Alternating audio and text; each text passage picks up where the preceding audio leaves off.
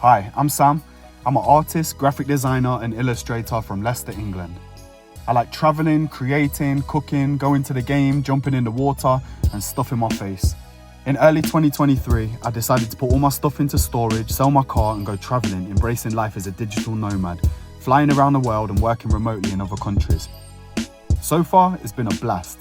I've been making memories, exploring different cultures, and embracing different ways of life. I've made a bunch of new friends, had a bunch of visitors from back home come out to stay with me, tried local cuisines, fell into tourist traps, and had way too much sunshine. Some of my favourite days since I've been away are the days where I've put the iPad in a bag, gone for a wander until I found somewhere to post up, enjoying the scenery and drawing something. So I want to bring you with me as I document my journey and try to adjust to life on the move, finding inspiration and living my dream of working and travelling, drawing and exploring.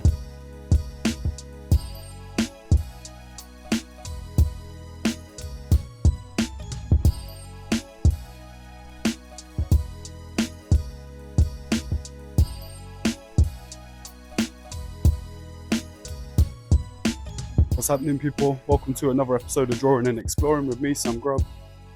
Today I'm in Sarajevo, the capital of Bosnia. It's a cool 31 degrees. It's actually quite hot today. It's been chill. I think obviously now we're into like mid-September, so it's cooling down a little bit compared to the summer. But today it's roasting hot. So I need to stay in the shade and find somewhere to chill out. But I'm enjoying my time here. Today's the Sunday after the Saturday when I went and painted the luge track.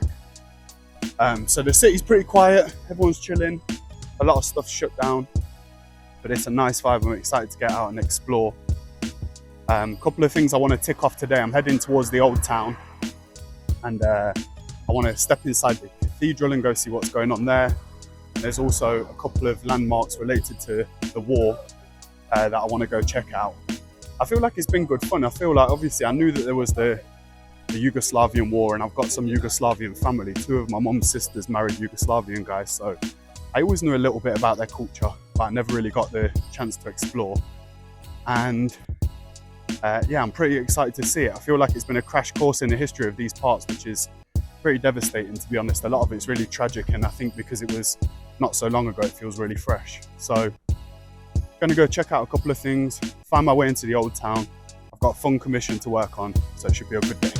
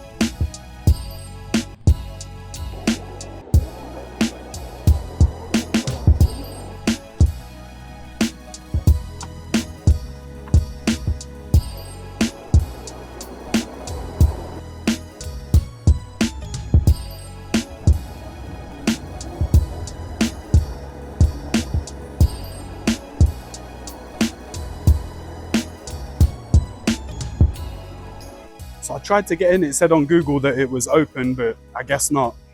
The Sacred Heart Cathedral, the two bell towers are 43 meters high. It was completed in 1887 and consecrated in 1889. And pretty much like everything here, it was damaged during the siege on Sarajevo. It's obviously been repaired since. And it stands as, like they say, it's a big symbol of the city. It's the biggest cathedral in Bosnia and Herzegovina. So pretty cool to see. Shame not to go inside. I might try get inside while I'm here during the next couple of weeks. Also, another post-war landmark to check out is the Sarajevo Roses. So what they've done is where there was mortar strikes, basically this Uber driver, when I was being picked up from the bus station, he was telling me that the Serbian army just plotted up in the hills and just rained down on the city centre. And part of that was these mortar strikes. So around the city, they've got these 200, I think it might be 200 plus strikes in the ground where you can see where a mortar's hit.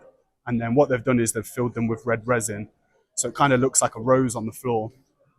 And it's obviously just in memoriam of the people that died in the mortar strikes. So pretty grim. Like I said, everything here is laced with some darkness just because the war was so recent. But yeah, that's the cathedral, just a super quick look. Right now I'm in the heart, it's absolutely going off. It feels very capital city-ish. There's lots of cafes, lots of coffees going down, lots of cigarettes getting smoked.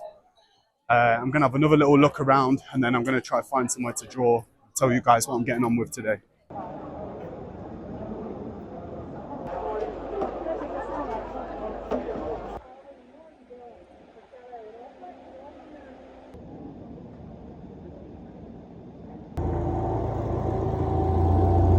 So here on this corner behind me, this is a really important historic site. So the Ottoman Empire was ruling, and then the Austrian-Hungarian regime swept in and tried to take over.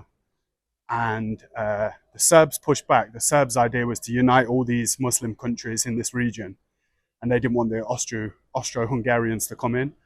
And so Franz Ferdinand, who was heir to the throne of the Austrian-Hungarian regime, was assassinated on that corner by a Serbian group called the Black Hand.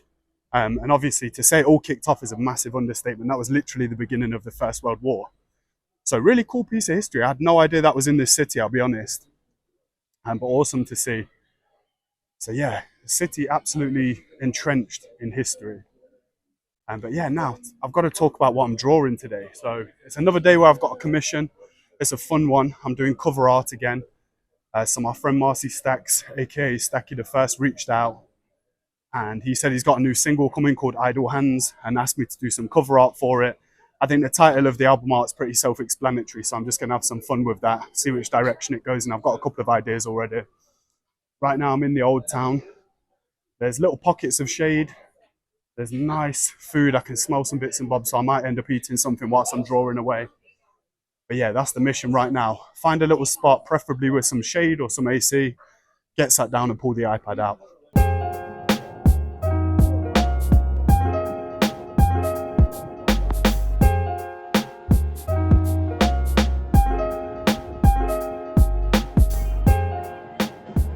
Zlatna Ribica bar, got some little company there. I just wanted to find like a pedestrianised little kind of side street in the Old Town. To chill, quiet, you know, relaxed. Start off with this photo of my hands. Obviously the artwork here, so it's Idle Hands for Stacky The First. So I kind of had this concept from when we first spoke about it. And I wanted to just get a rough sketch of my hands just to work with, but I'm realising maybe they need to take up a bit more space. So I've stretched them up a little bit. And I thought if I get a sketch and then go from there, it'll probably be a good place to start. So just putting the lines in here. Yeah, this is a 12.9 inch iPad Pro. I think 4th generation. A 2nd generation Apple Pencil, which is annoying me a little bit. Things keep happening with the nib, so I'm not sure if I need to buy a new nib or try something else. But yeah, at the moment, it's like it's when it's rolled round one way in my hand, it's kind of like losing its touch a little bit, which is odd. And then the software is Procreate, which is optimized for iPad. I think it's about, I don't know how much it'll be now. I think it was £12 when I got it. But industry standard, nice tool to use, digital illustration tool. So getting these rough lines in here, idle hands.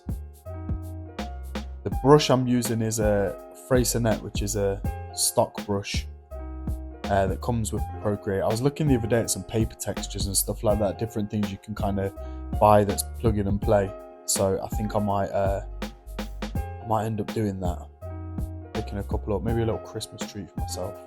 Just have a play around. So you can see there, just briefly, I'm thinking about putting the horns and the devil's tail on the fingertips. And I wanted to lose the kind of hard, thick black outline and just build up the texture a little bit more with these and use a bit more colour and kind of the light, I guess. So trying to just draw the rough outline and just double checking there that the shape's filling in, making sure it's solid. I apologise as well for the glare on this episode. I didn't realise when I was sat drawing just how bad it was. Hopefully you guys can see well enough, but yeah, a little bit of glare on the screen, so apologies for that. Looks like I've painted my hands red. So here I'm tracing back over those key lines that I'd put in the first time just to get the creases in my hands. And then adding a little bit of shadow. Here I'm just flicking the background photo off and on, so trying to just follow over where the actual shadows are on the drawing underneath. Just testing, putting the horns in, seeing how that's going to look. Some highlights. Same thing once again, just following the photograph underneath and trying to pick out the right areas.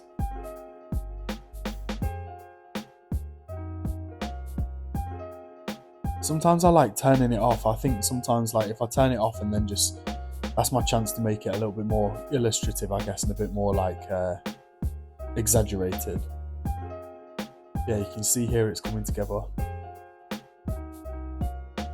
I like this sketchy sort of feel. So I'm testing here. I'm starting to think about where the typography is going to sit. And ironically, I'm thinking maybe the hands are a little bit too far up, like the space that's behind the hand on the right doesn't look quite right to me. It doesn't look like there's enough space. So I was thinking it's probably just going to sit across the middle. So I'm starting to draw in these details now, thinking about, obviously I don't want them to fall behind the text when I add the text in, so playing a little just with the layers, maybe making the dark layer a little bit darker. Trying to get that devil's tail in there, just smooth it out just a little touch.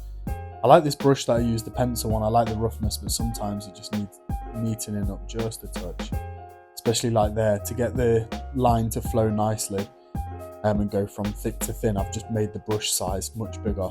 The two little sliders on the left of the screen there to mess with the brush size and the brush opacity, so you can slide them up and down as you go through.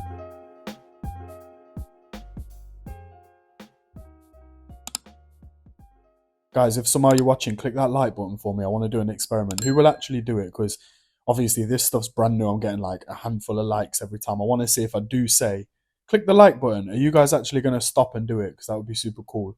If I see a little bump this week, that lets me know that you guys are checking this out. Hands are nearly finished, so just having a play about with the layers. Here I'm starting to think about the background and putting some kind of like devil flame detail. Going through and just putting the initial flames in and then doing a few layers of them kind of with mixed opacities, you know. Then I can add a colour mask to these and just make it so that they kind of recess. You can see there how they go back a little bit. So here for the typography, one of the things I'll do in my workflow is I'll use a website. So one that I use often is dafont.com, and Dafont has been around forever. It's just a place where it's got loads of typefaces and loads of them are free, and there's actually some quite nice ones on there, loads of hideous ones, but every now and then they've got some gems. And to go with sort of the gothic imagery on this and thinking about, like, you know, the hell flames and the devil's horns and whatever, I thought it'd be cool to get some kind of old style text, you know, rather than usually I'd opt for like a sans serif modern clean typeface or maybe illustrate the text myself. Whereas here I was thinking, what if I use like a gothic sort of typeface? So what I like on Dafont is you can navigate to the kind of subsection of typefaces you want. So whether it's like gothic, medieval, you know, it might be graffiti, calligraphy, something like that.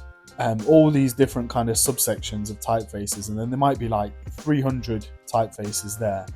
And what you can do is set the page to show you 200 at a time, to make the text preview large on page, and then you can actually put your own text in and preview it. So for something like this, quite often what I end up doing in my illustrations is I'll hand render the text. I think it just adds another illustrative kind of layer to it, rather than just dropping the typeface in. I don't really think that's my style.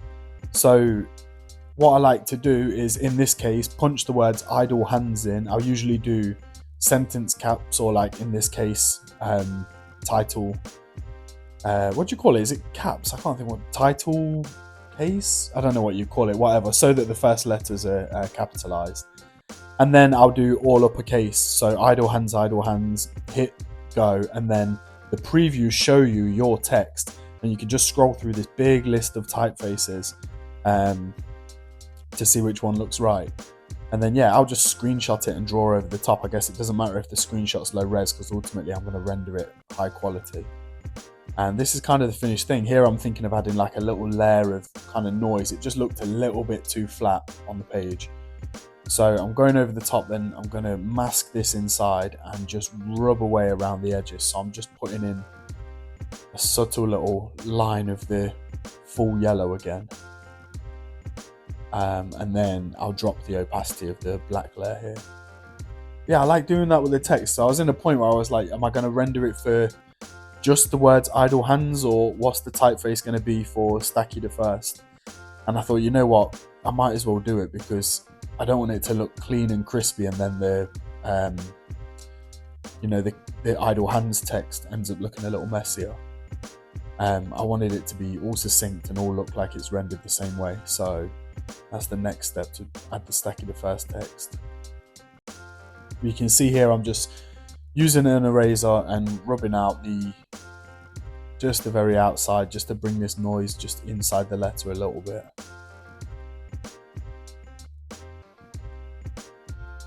And then I'm just gonna, there we go, just play around with the opacity there, drop it super low. So here I'm thinking about what's gonna sit where and how I don't want to cover the details up, and kind of what might be the best approach for it. And then I end up flipping the hands over. So the horns were covered up as I had them, so I thought if I flip them horizontally, then it's going to fit nicely. And Bob's your uncle, I was right, that's an old trick. So here, same thing, just punched in the Stacky the First text, and I'm just tracing back over it. Similar shapes the whole way through, so not too much of a problem. Drop that in, and then just playing around with the background, just adding a little bit of texture, trying to bring out some of those background elements just a touch. Add a little shadow under the hands, like very subtle final touches sort of stuff. Little bits like that, just drop them into the background. And then same thing, just a little bit of brightness sitting on the hands, kind of coming up from the bottom, just to add a bit of contrast. And that's the final artwork, Idle Hands, Stacky the First. Coming soon, this one. A closer look at some of the details, you can see what I've done with the hands. I like the text on this one. One time for Stacky the First. Boop, boop, boop, boop. Alright, so we're finished drawing, and we've got one more stop for the day before it's time to go and get food.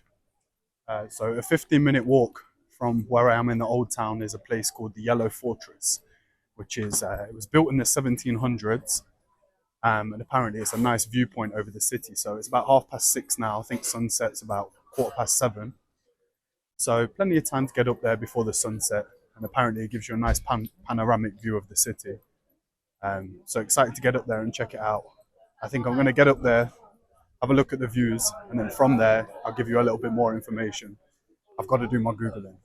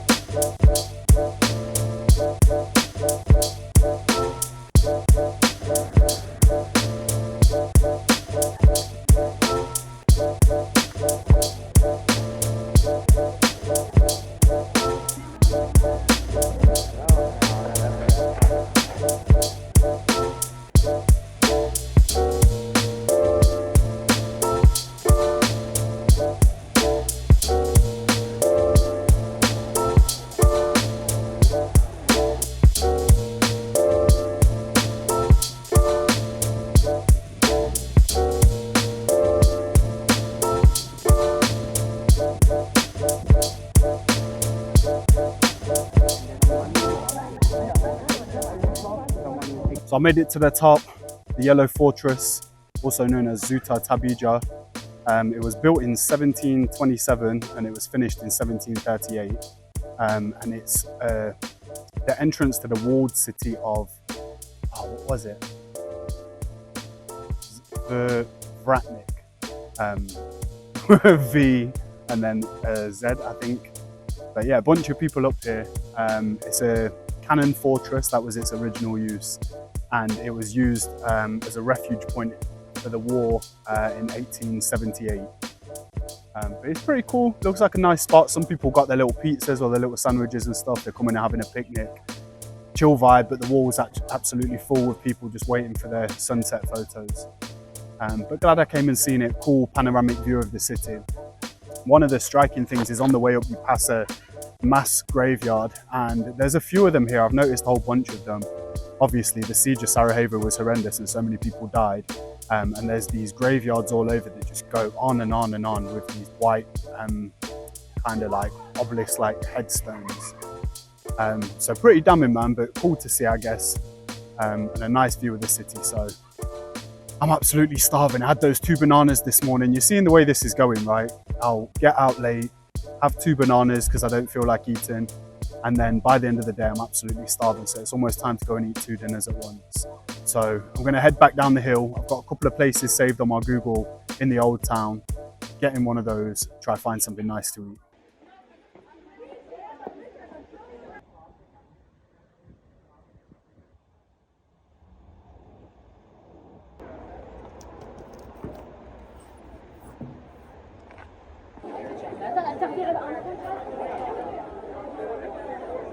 So I'm not even going to try and pronounce this place. I know that the Ceva or Ceva, the first part of the word, means like grill of some description. So here we go.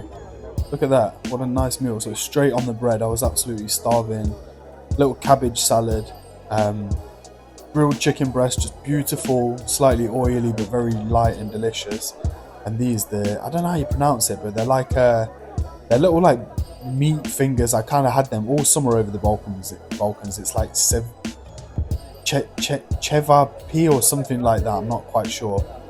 But they're either like pork or beef or veal at times. These ones were veal, so I think I've been eating them all summer and not realising they were veal. But yeah, pretty nice. And they have them with mustard sometimes. Look at this little pro move, one in the bread, straight in the gob. Having a great time. This place was absolutely packed out, popping, constant covers changing over, and remarkable service. They were so quick and so on it. £11.69. Paid up, got out of there. It's a good time.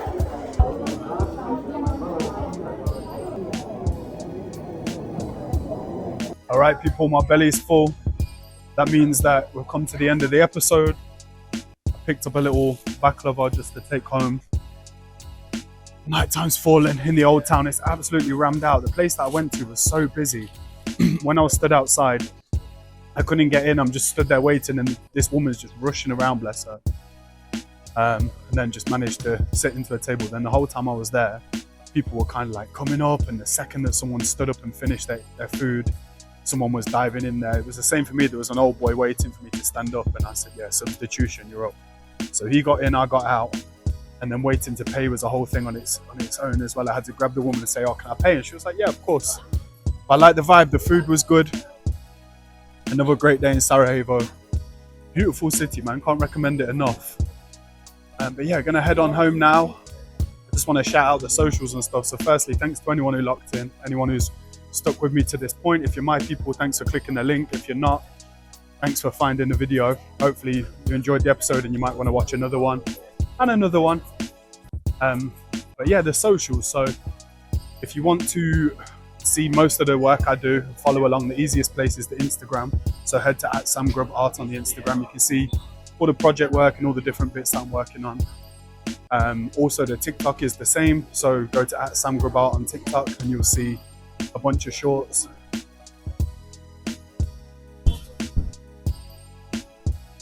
But yeah, so then that's my mate Bradley there, how random's that?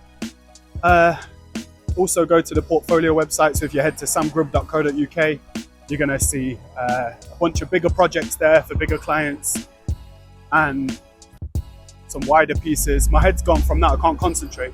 From the website, if you go to shop.samgrub.co.uk, there you're going to see a bunch of stuff for sale, the prints, the t-shirts, the stickers, the postcards, that sort of stuff.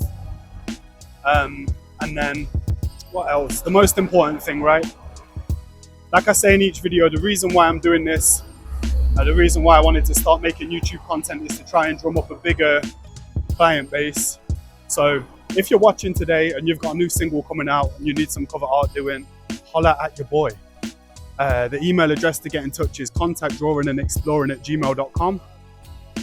Get in touch there, we can have a conversation, figure out what it is you need, hopefully feature your artwork in a future episode. So you'll get to see it coming together, that'll be pretty cool. But yeah, like I said, the email address, contactdrawingandexploring@gmail.com. But for now, I'm gonna sign off. I'm not sure whether I'm gonna walk back around the corner and say hello to Brad. Probably will, seems a bit weird if I don't.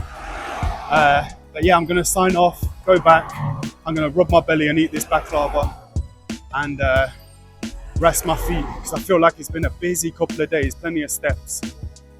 But yeah, thanks for watching guys. I'll see you next time for another episode of Drawing and Exploring.